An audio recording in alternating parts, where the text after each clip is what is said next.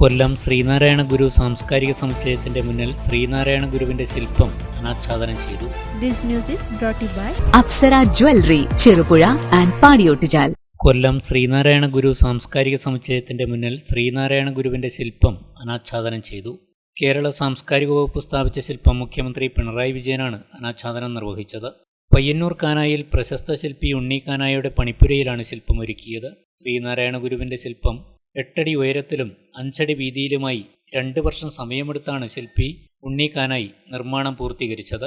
ആദ്യം കളിമണ്ണിൽ നിർമ്മിച്ച ശില്പം ശിവഗിരി മഠത്തിലെ സ്വാമിമാരും ലളിതകലാ അക്കാദമി സാംസ്കാരിക വകുപ്പ് ഉദ്യോഗസ്ഥരും വിലയിരുത്തിയ ശേഷമായിരുന്നു പിന്നീട് പ്ലാസ്റ്റർ ഓഫ് പാരീസിൽ മോൾഡ് ചെയ്തെടുത്തത്. വാക്സിൽ പ്രതിമ നിർമ്മിച്ച ശേഷം പരമ്പരാഗത രീതിയിൽ വെങ്കലത്തിലേക്ക് കാസ്റ്റ് ചെയ്യുകയായിരുന്നു.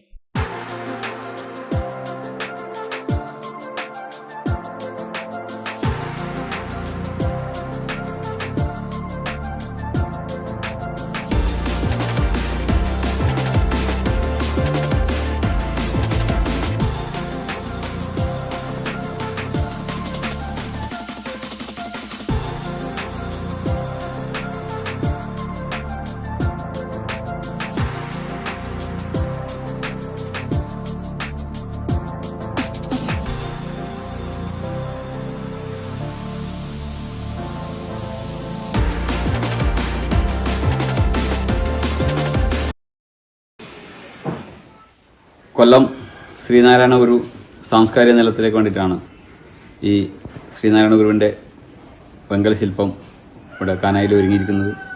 8 അടി ഉയരമുള്ള ഈ വെങ്കല ശില്പം 2 വർഷം സമയത്താണ് നിർമ്മിച്ചത്. ചമ്രം പടിഞ്ഞിരുന്ന് കൈകൾ ഒന്നിച്ച മടിയിൽ വെച്ച് സൗമ്യഭാവത്തിൽ നോക്കുന്ന രീതിയിലാണ് ശില്പം ഒരുക്കിയിട്ടുള്ളത്.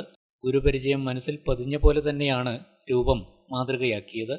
മുൻപ് നമുക്ക് ജാതിയില്ല വിളംബരത്തിന്റെ 100ാം വാർഷികത്തിന്റെ ഭാഗമായി തിരുവനന്തപുരത്ത് മ്യൂസിയത്തിന്റെ എതിർവശത്ത് ശ്രീനാരായണ ഗുരുവിന്റെ വെങ്കല ശില്പവും ശ്രീനാരായണ ഗുരു ജീവചരിത്രം ചുമർ ശില്പ നിർമ്മാണവും പൂർത്തിയാക്കിയതും ഉണ്ണി കാനായിയാണ്. ശില്പിക്കൊപ്പം സഹായികളായി Suresh Ammanappara, Vinesh K, V Ratheesh, Balan Pacheni, E P Shaijith, Suresan C, Sreekumar, Abhijith T K, Unni കാനായിയുടെ മകൻ അർജുൻ കാനായി എന്നിവരും പ്രവൃത്തിയിൽ സജീവമായിരുന്നു.